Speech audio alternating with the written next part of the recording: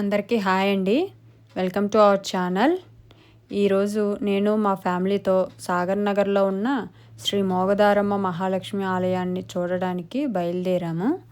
ఈ వీడియోలో అమ్మవారి విశిష్టత అలాగే ఆలయ విశిష్టత గురించి క్లియర్గా మీకు వివరిస్తానండి.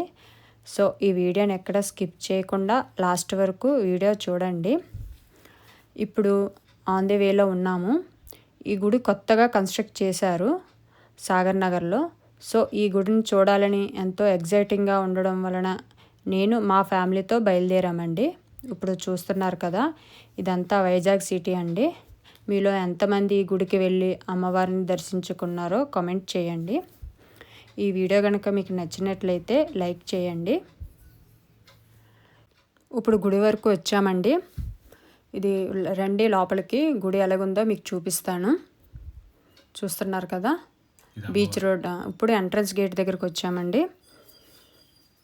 ఇక్కడ ఆలయం యొక్క టైమింగ్స్, అలాగే ఈ ఆలయం వైకానస సాంప్రదాయ ప్రకారం ఏ విధంగా జరుగుతుందో బోర్డు కూడా పెట్టారండి.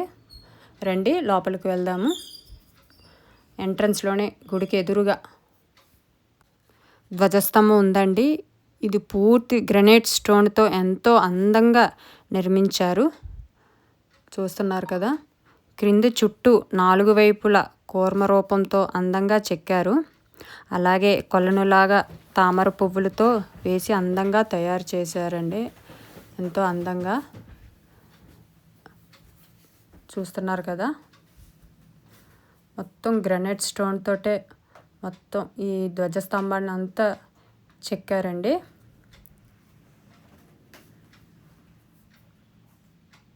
అలాగే ఆలయం మొత్తం కూడా అండి గ్రానైట్ స్టోన్ తోటే తయారు చేశారు. ఎంతో అందంగాన. రండి లోపలికి వెళ్ళి అమ్మవారు ఎలా ఉన్నారో మీకు చూపిస్తాను. అలాగే ఈ ఆలయ విశిష్టత అక్కడ ఉన్న పంతులు గారిని కూడా అడిగి తెలుసుకుందాం. రండి అమ్మవారిని దర్శించుకోండి. ముందుగా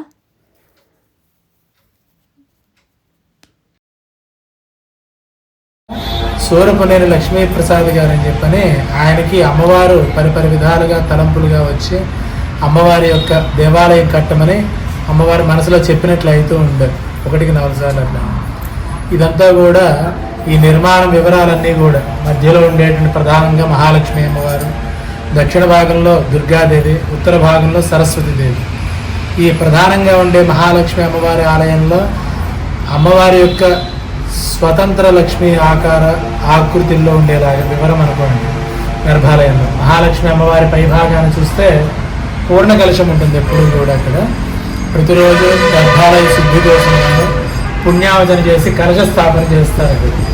అట్లాగే ఆ పైభాగాన నలుపు రంగు లైన్లో ఉంటూ ఆ పైన చంద్రుడు ఉంటాడు. మొత్తం పూర్ణ చంద్రుడు అంటే పూర్ణిమ నుంచి అమావాస్య వరకు, అమావాస్య నుంచి మళ్ళీ పూర్ణిమ వరకు అట్లాగే గర్భాలయం అంతా విస్తరించి ఉంటాడు. పూర్ణిమ నుంచి క్షీణిస్తున్నట్లుగాను, అమావాస్య నుంచి వృద్ధి చెందుతున్నట్లుగాను గర్భాలయంలో దక్షిణాయనము ఉత్తరాయణ భాగాలుగా ఉంటుంది.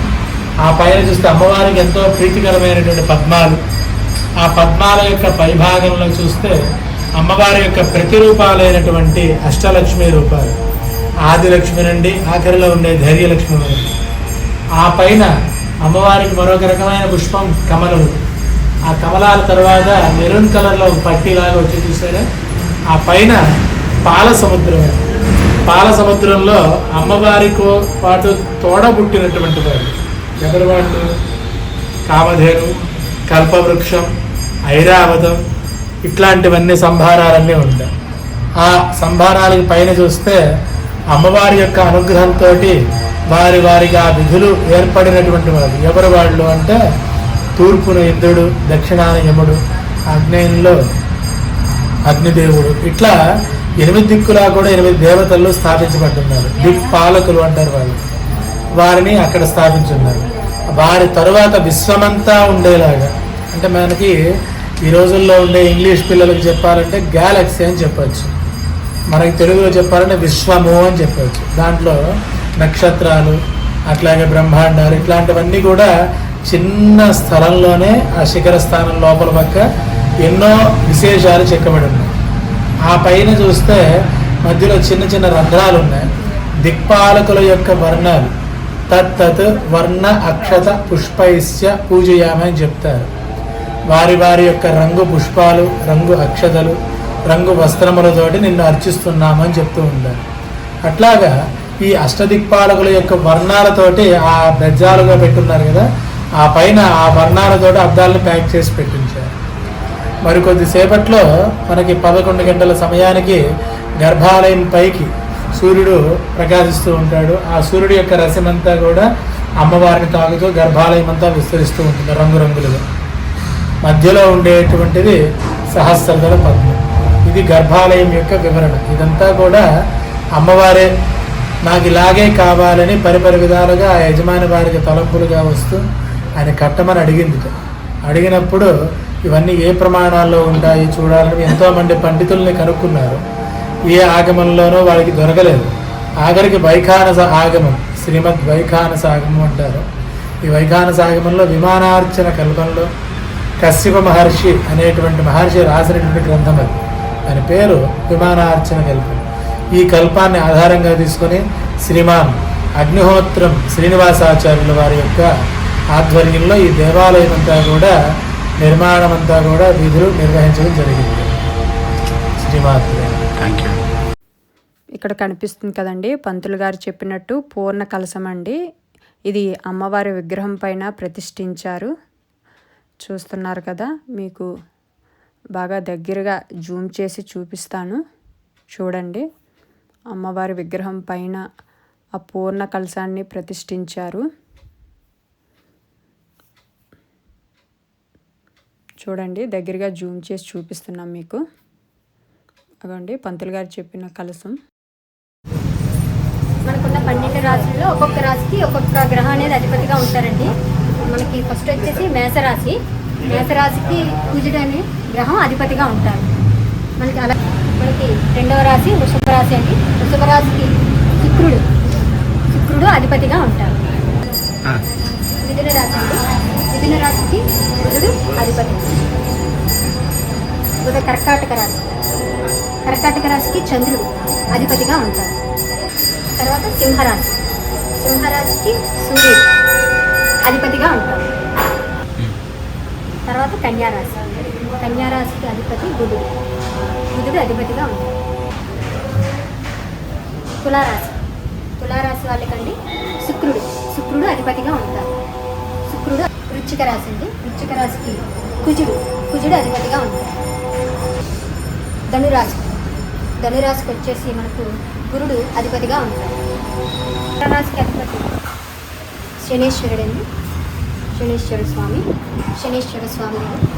అధిపతిగా ఉంటారు. మీనరాశికి గురుడు అధిపతిగా ఉంటారు.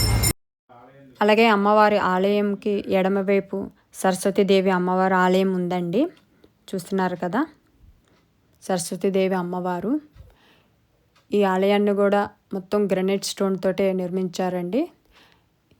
ఈ ఆలయం కూడా రథం ఆకారంలో నిర్మించారు. అలాగే అమ్మవారికి కుడివైపు దుర్గాదేవి అమ్మవారి ఆలయం ఉందండి. దుర్గాదేవి అమ్మవారిని చూడండి, అమ్మవారిని దర్శించుకోండి. అలాగే ఈ అమ్మవారి ఆలయాన్ని కూడా మొత్తం రథం ఆకారంలో చాలా అందంగా డిజైన్ చేసి కట్టారండి. మొత్తం ఈ ఆలయ ఆకృతి కూడా ఒక రథం ఆకారంలో ఉందండి.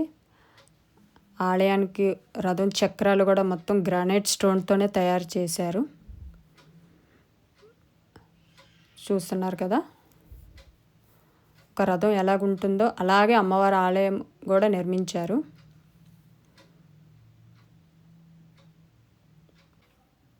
ఈ ఆలయ శిల్పకళను చూసి మనం చాలా మెచ్చుకోవాలండి. ఇంత గ్రానైట్ స్టోన్ తోటే ఎంత ఆకృతి నిర్మించారని. అలాగే మెయిన్ ఆలయానికి ఇరువైపులా సప్తమాతృకలనే అమ్మవారి విగ్రహాలని నిర్మించారండి. అమ్మవారు బ్రాహ్మీదేవి, అలాగే ఇంద్రాణీదేవి, అమ్మవారు ఇంద్రాణీదేవి అండి. అలాగే ఈ అమ్మవారు వచ్చేసి కౌమారీదేవి అండి. ఈ అమ్మవారు వచ్చేసి వైష్ణవీదేవి అమ్మవారు. అలాగే ఈ అమ్మవారు వారాహిదేవి అమ్మవారు. మాహేశ్వరి దేవి అమ్మవారండి. అలాగే సప్తమాతృకలో చివరి అమ్మవారు చాముండాదేవి అమ్మవారు, చివరగా వీరభద్రామూర్తిని ఉంచారండి. అలాగండి టెంపుల్ చుట్టూ ఉన్న పిల్లర్లో నార్త్ సైడ్ పిల్లర్కి నార్త్ సైడ్ స్టేట్ యొక్క నృత్య కళను చెక్కారండి. అలాగే సౌత్ పిల్లర్కి సౌత్ సైడ్ స్టేట్కి సంబంధించిన నృత్య కళను చెక్కారంటే కేరళ, ఒడిస్సా, సౌత్ సైడ్ మన భరతనాట్యం అలా అన్నమాట. ఇక్కడ చూస్తే నదుల యొక్క పేర్లు అండి. సౌత్ సైడ్ నార్త్ సైడ్ మనకి ఫ్లో అయ్యే నదుల పేర్లు నర్మదా, సరస్వతి, బ్రహ్మపుత్ర, సింధు, ఇలా ఏ సైడు మనకి ఫ్లో అవుతో ఆ సైడు మనకి నదుల పేర్లు ఉంచారండి. అలాగే మనకి టెంపుల్ రౌండ్ చుట్టూ దశావతారాలకి మొత్తం అన్ని అవతారాలు మనం ఇక్కడ అన్నీ దర్శించుకోవచ్చు. నృసింహ అవతారం, వామన అవతారం, పరశురామ అవతారం, అలాగే రామావతారం, శ్రీకృష్ణ అవతారం, కల్కి అవతారం, మొత్తం ఆలయం అంతా మొత్తం దశావతారాలతో బాగా ఎంతో అందంగా చెక్కుంచారండి. ఇక్కడ మనకు అన్ని సదుపాయాలు ఉన్నాయండి. హ్యాండ్ వాష్ చేసుకునేది, కొబ్బరికాయ కొట్టే స్థలము, అలాగే దీపాలు పెట్టుకోవడానికి బాగా అంతా అవకాశాన్ని ఇచ్చారండి. అలాగే మనం ఇప్పుడు మెయిన్ టెంపుల్ మహాలక్ష్మి అమ్మవారిని చూసాం కదా. ఇక్కడ అంతకంటే ముందు ఈ ప్లేస్లో లోపల కొంచెం సైడ్ నుంచి వెళ్తే అక్కడ మనకి మోగదారమ్మ అనే గ్రామదేవతను చూడవచ్చు. అసలు ఇక్కడ మెయిన్ అమ్మవారు గ్రామదేవత అండి, మోగదారమ్మ.